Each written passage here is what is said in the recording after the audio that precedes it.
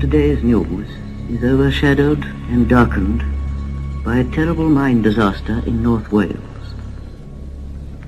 There was an explosion followed by fire at Gresford Colliery near Wrexham early this morning.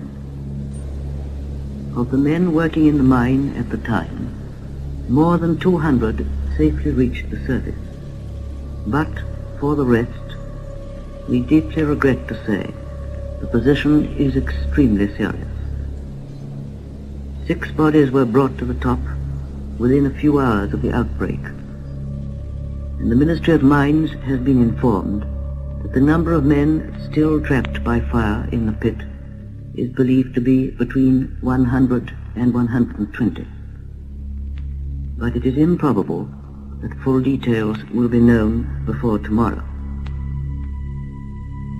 Good progress is being made in subduing the fire, and the rescue work is being vigorously continued in the hope of getting to the area where the men are cut off. But the work is tragically difficult, and already 3 members of a rescue party have lost their lives. We would like to express, on behalf of our listeners, our profound sympathy with the relatives of those involved in this terrible disaster.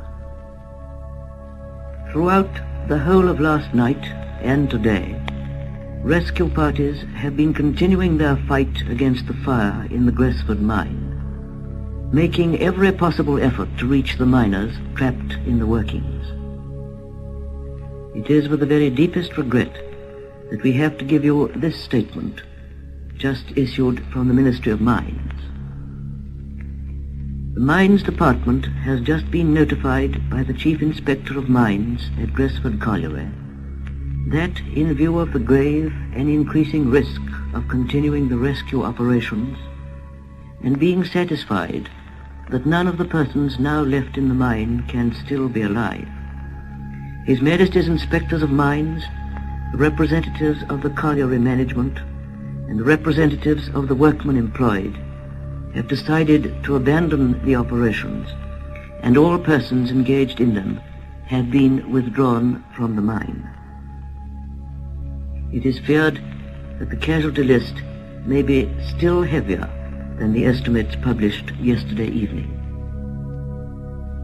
With the number of those who have lost their lives at Gresford Colliery given as 264, the pit has now been sealed up at the top of the shaft. An inquest on the bodies that have been recovered was opened in the Wrexham Garden Village Institute this morning, and after giving evidence of identification, was adjourned until October the 22nd. The coroner expressed his deep sympathy with the relatives of the men who had lost their lives, and other expressions of sympathy were also made by the legal representatives. From abroad as well as at home, condolences on the terrible happenings at Gresford Colliery have been coming in.